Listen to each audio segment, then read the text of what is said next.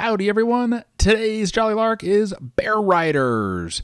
I thought these were super cool miniatures. As soon as I saw them, I was excited to get them painted up. They did have a little bit of a kind of a crease where two parts came together, so filled that in with a little bit of green stuff putty, and then we are off to the races. Starting with a Zenithal prime, that's a little bit of white primer over some gray and black primer. We're just going to hit that with a quick dry brush of white to bring out some of those nice furry details. And then we'll jump into some contrast paints to bring out those details even more.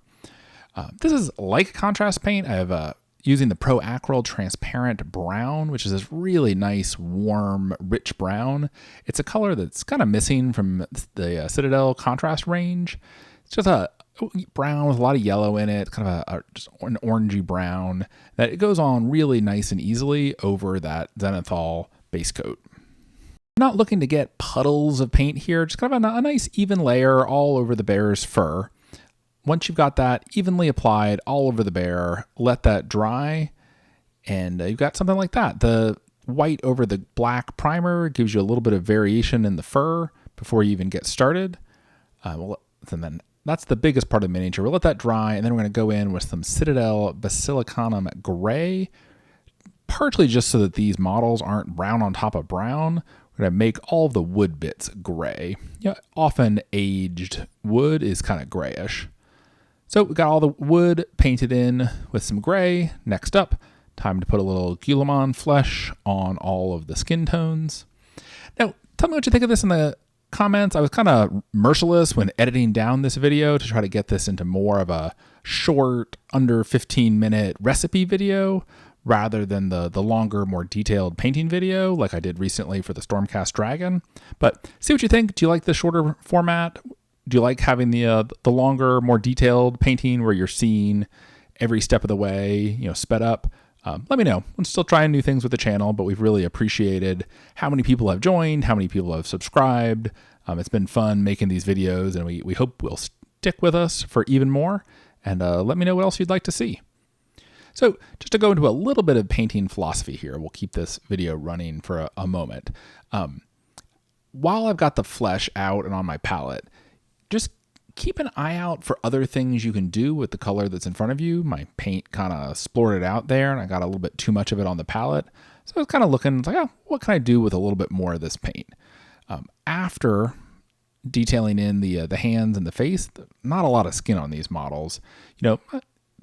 Natural fur has a lot of variation. So what you can do is grab a little bit of this flesh tone and something, when you're painting translucent paints over translucent paints, you can just layer them on top of each other. It's not going to cover up what's underneath. It's just tinting it that color, just like this Guilliman flesh tinted the white paint skin tone. It also can redden up and tint the brown of the bear's fur. And you can use that little bit of extra flesh contrast paint you've got on your palette there to add a little variation, a little more naturalness into the bear's fur. But you could do that with a different color brown. You could do that with a yellow, just to introduce a little bit of variation.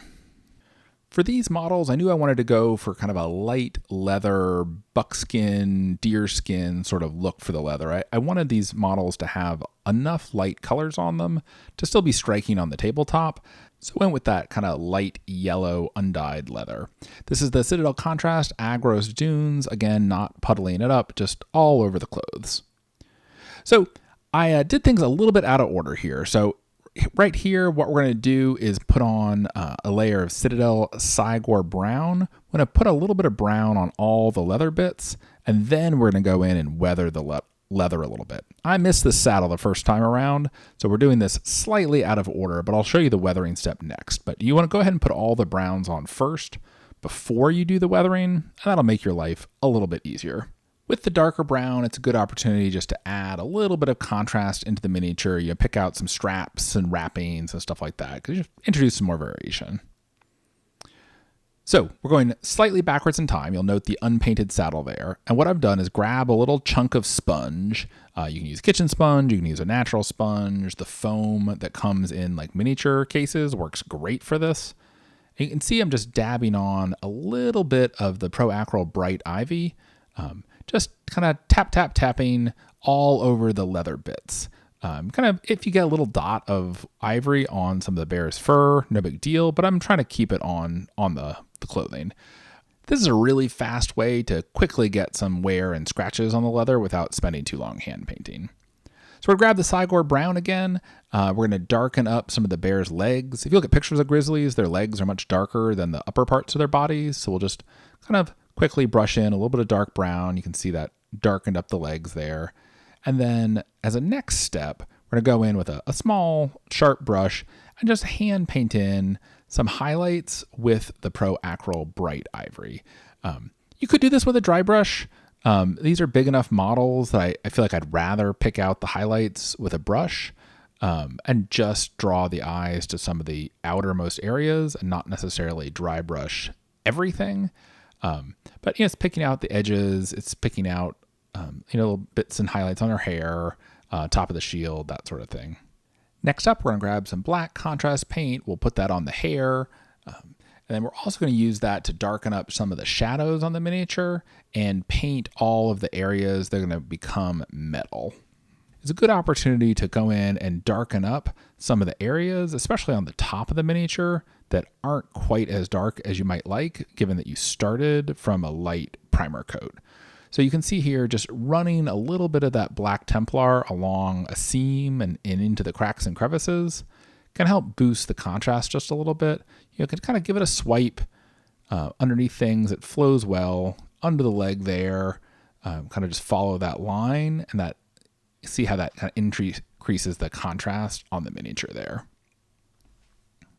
With some bright ivory from a previous step, just gonna grab a pointy brush, pick out some of the fingernails on the bear. I guess they're not fingernails, they're claws. And then grab some metal and with a brush, just brush on a little bit of the Pro-Acryl white gold, which is a great metal color. Or you can use whatever kind of chainmail silver color you prefer. Apologies for the out of focus clip here. We'll be back in focus soon. We're just hitting the flesh areas with another quick coat of the Guilliman flesh to darken them up after highlighting them again earlier. All right, so for the horns sticking out from the side of the bear, I'm going to do something similar to what I usually do for horns and antlers and stuff, which is to give it a base coat of the VALLEJO Beasty Brown, and then coming in from the tops, give it a quick kind of rough coat of the Pro-Acryl Golden Brown. It's a nice yellow brown, and then immediately follow it up with some ivory. That'll help the colors kind of blend together and look more natural. This is a pretty quick process. And then we'll go in and give the top of the bear a really light dry brush with some ivory to pull out the fur texture and give that grizzly a little bit more of the kind of sun-dappled look that you see so often in photos of grizzlies. I'm also giving her face and the top of the model just some bright ivory highlights to pull the model together a little bit, like so. And then we'll grab a little bit more of the contrast paints and tone those bright highlights down just a little bit. I've swapped out my palette for a clean palette. It was getting a little too messy to see what was going on. That's one of the beauties of a palette paper. Well, I'll get a review of that up soon, as promised earlier, but that's great stuff. So what we've got here is a mixture of the Citadel Contrast Skeleton Horde and Contrast Medium. It gives you a nice light tan coat. Then we're going to do something similar with Wildwood and also a lot of contrast medium going back over the darker brown leather areas. And this is just helping blend in that dry brush, blend in the sponge, ivory, sponged on ivory we did earlier, kind of tone down those bright ivory highlights. Dry brushing the model ivory all over really helps to pull it together, but you do want to usually tone those down a little bit. Coming in with the black again, this is the Citadel Contrast Black with a good amount of contrast medium. We'll tone down the highlights on the hair. They're still there. You can see them. They're just darkening them up a little bit so they're not quite so stark bright white. But the bright ivory really works well to produce those highlights. There's also a good opportunity while you got the black out to put a little bit more black in any cracks, crevices, folds, or areas that you think look a little light or could be a little darker. So this is not contrast, just with some pure black. We're going to go in. Sometimes the little things really help pull a model together. Just making that bear's nose black goes a long way to telling the story that this is a bear. especially for things like bears. You know what a bear looks like. That black nose is an important detail. With the raised paw on the back, looked at some photos of grizzlies to see what their paws looked like. They're very pebbly, gravelly gray. So I grabbed 2 colors of gray. This is the Pro-Acryl kind of medium and light grays. And just kind of doing a little kind of rough, random ... with the darker gray, and then going back in and doing some little random ... dots with the lighter gray on the top of the bear's paw. Just kind of try to give it a little texture that's not actually there. So I had the idea to add some blue details. You can see a little bit of blue on the palette down below. I didn't want to go too crazy with it because that's not really what this video is all about. But you can see them down there. You can add some details on top of the leather as you like or not.